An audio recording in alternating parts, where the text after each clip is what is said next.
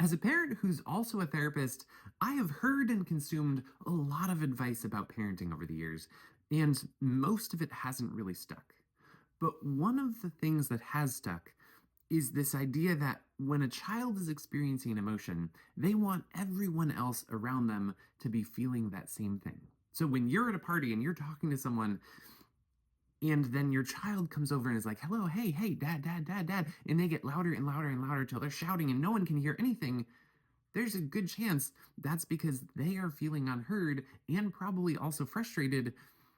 And then they're going to create this environment that makes it so that you're feeling the same thing. You're feeling unheard and frustrated because nobody can hear anything when someone is shouting.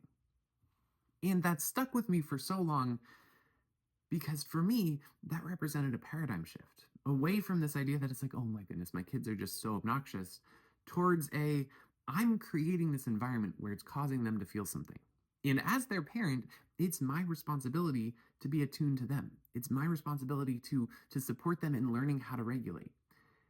And if I'm just ignoring them, I'm not joining them in that moment. I'm not pausing for a second and saying, "Hey, I hear you, but also I need you to wait a minute." And if I can hold that paradigm shift away from just judging or criticizing them towards, oh, it's my role to support them here, that represents a huge change even in just how I feel about navigating that situation.